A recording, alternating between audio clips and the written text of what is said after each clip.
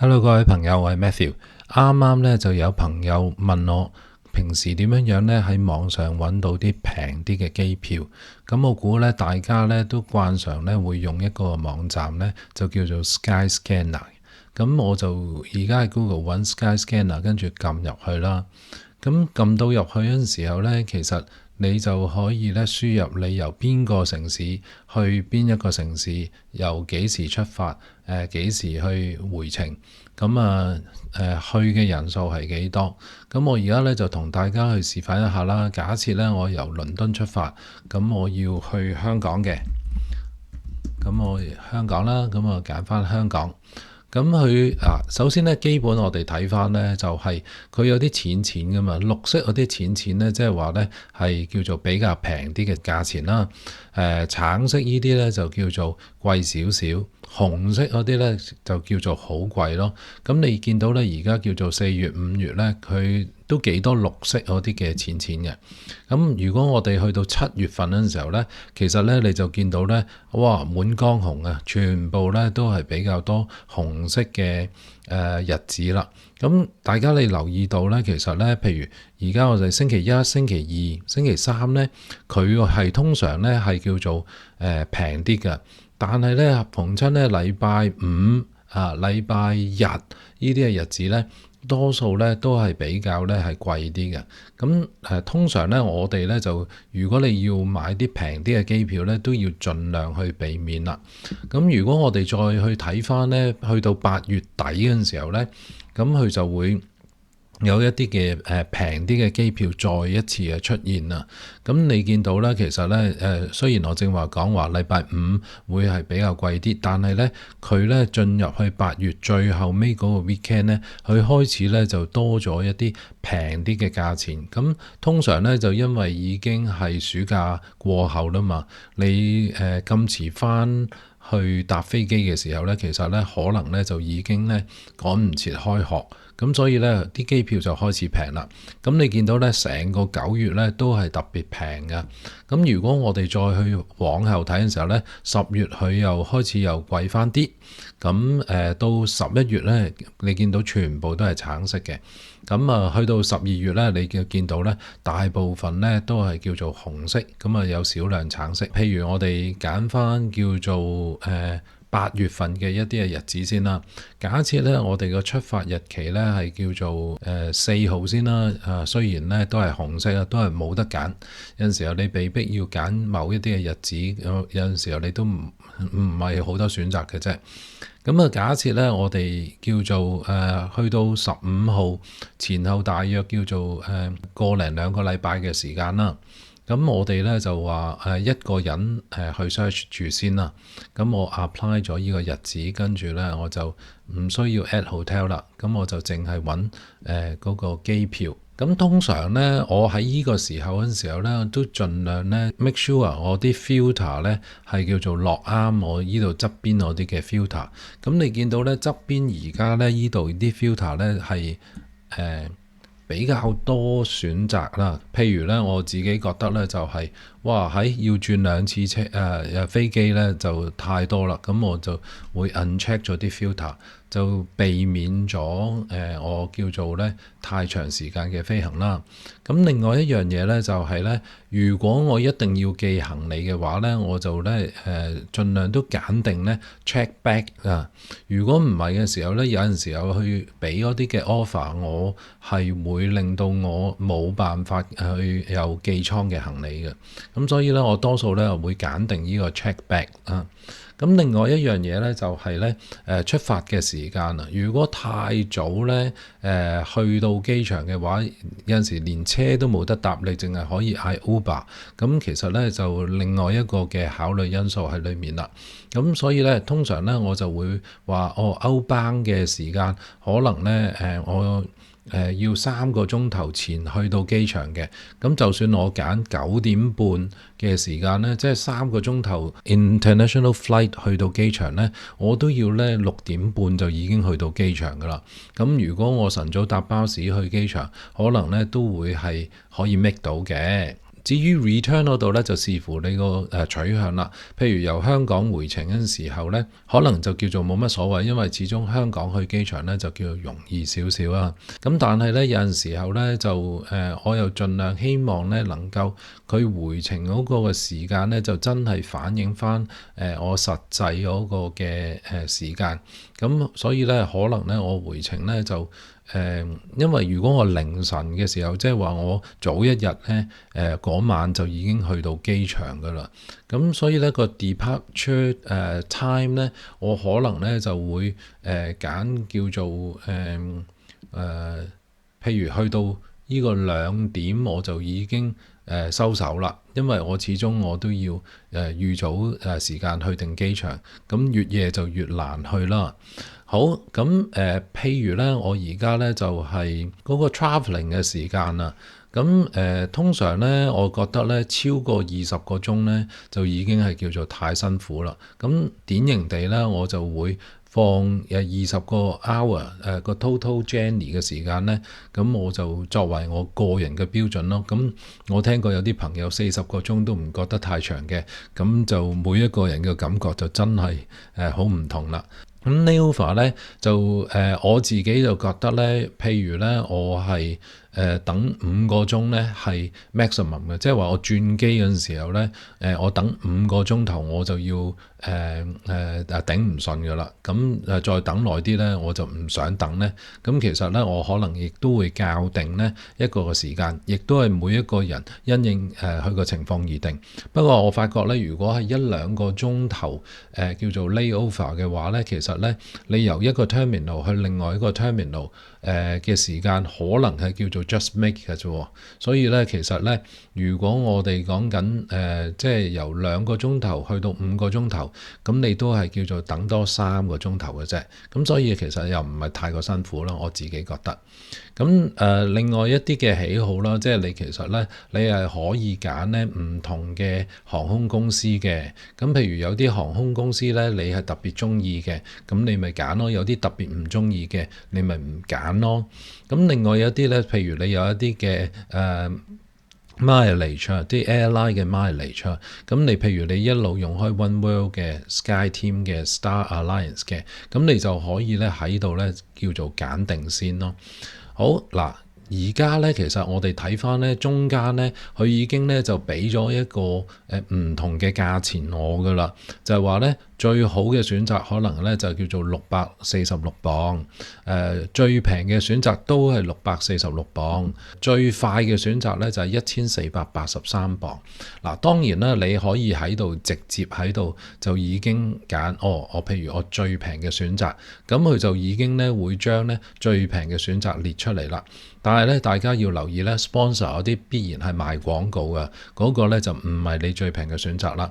反而咧依度咧而家有個叫做ETIHAD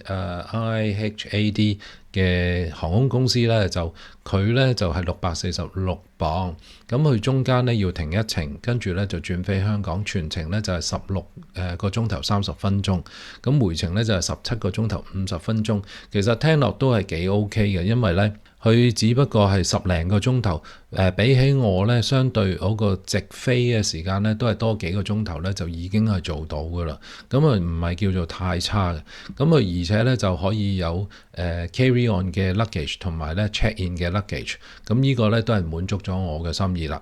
嗱，而家我哋暫時咧最平嘅選擇咧就係叫做646磅。咁但係呢個時候咧我啊總係會咧就再 double check 啦。原來咧我早一日翻去又早一日咧回程咧，我係可以用589磅已經做到噶啦。咁所以咧，其實咧，如果你出發時間、回程時間有少少彈性嘅話咧，你其實係可以用佢上邊嗰條巴咧，就作為咧另外一個 filter 咧，就令到你可以揾到一啲叫做再平啲嘅選擇咯。正話係500幾磅versus 咧，我原本咧係600幾磅咯。咁啊，而家佢喺度碌緊，去做 search 緊嘅。咁啊有一個叫做 cheapest 咧，就仲未碌到佢出嚟。咁但係我相信咧，佢應該會碌到一個500幾磅出嚟啩。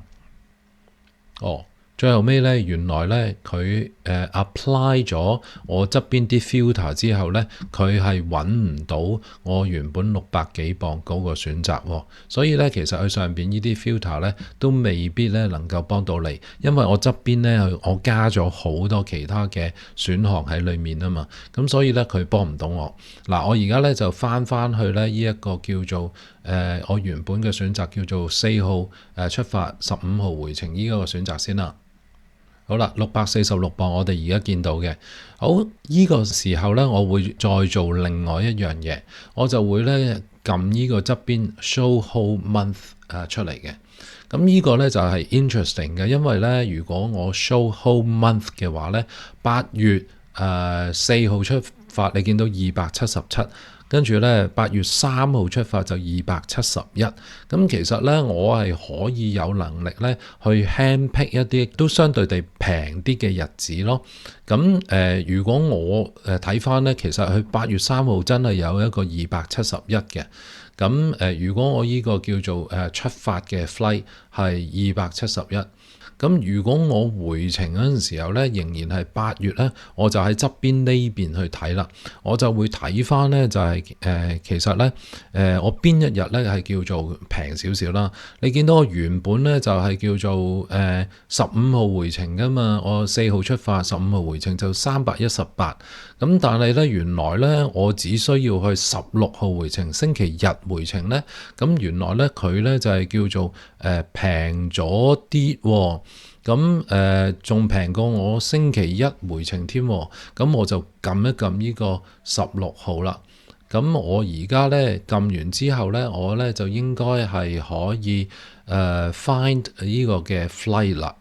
咁我哋原本係640幾磅嘅，咁你見到而家咧，佢好快顯示咗出嚟咧，就係568磅咧，已經可以做到嗰個嘅效果啦。咁你見到咧因為我側邊落咗啲 filter 可能，不過我啲 filter 喺咁樣 search 完之後咧就唔見咗咯。咁喺呢個情況底下，我繼續落翻我原本啲 filter 先，作為一個咧同等嘅比較。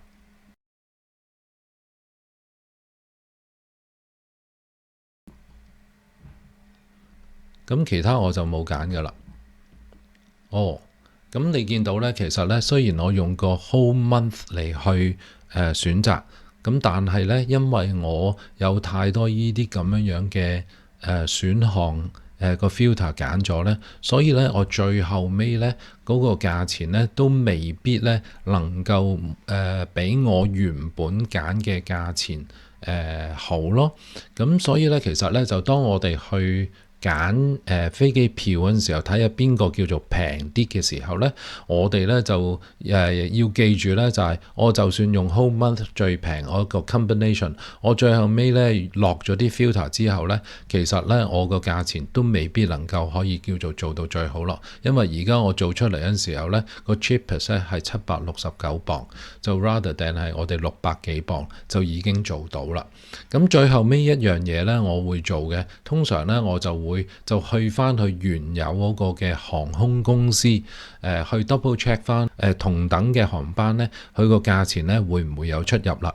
咁但係咧，我哋依度咧都要留意一點嘅，就係咧，我哋入到去呢一個嘅 select 呢一個部分嗰陣時候，其實你會睇到咧，佢啲價錢咧仲有一啲嘅 variation 啊，因為咧佢嗰個嘅 online travel agent 啦，咁佢其實咧我第一間呢個叫做 Travel Up， 第二間叫做 Travel Junction， 同埋咧叫做 FlySharpTrip.com， 其實咧每一間 online 嘅 travel agent 咧，佢 offer同等班次，佢個價錢都會唔同㗎。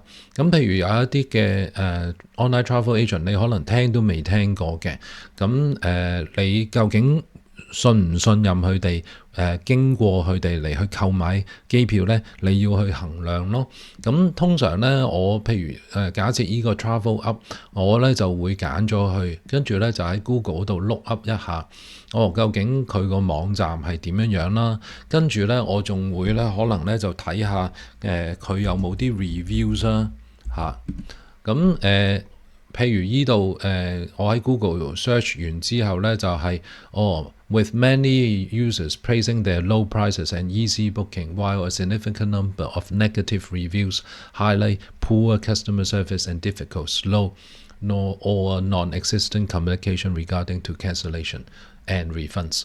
咁你要衡量一下啦，即係睇完呢一啲嘅評級之後，特別去呢個 Trustpilot 上邊啲評級呢，你就要衡量一下，你究竟想唔想去經呢啲嘅 online travel agent 去買？雖然佢話最平769磅。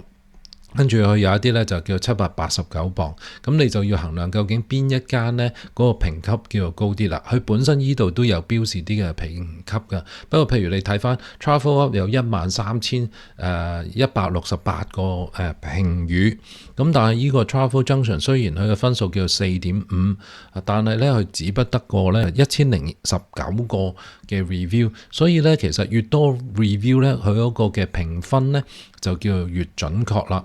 咁深刻咧，嗱呢度 Trip.com 咧，佢有22,000個評分，有4.8分，咁佢嗰個評分咧就係相對地咧，個可靠性係比較高啲嚇。咁但係你自己要衡量咯，究竟你會唔會 risk 咧去用一啲低啲評分級數嘅 online travel agent 嚟去 make 你個 booking 咯。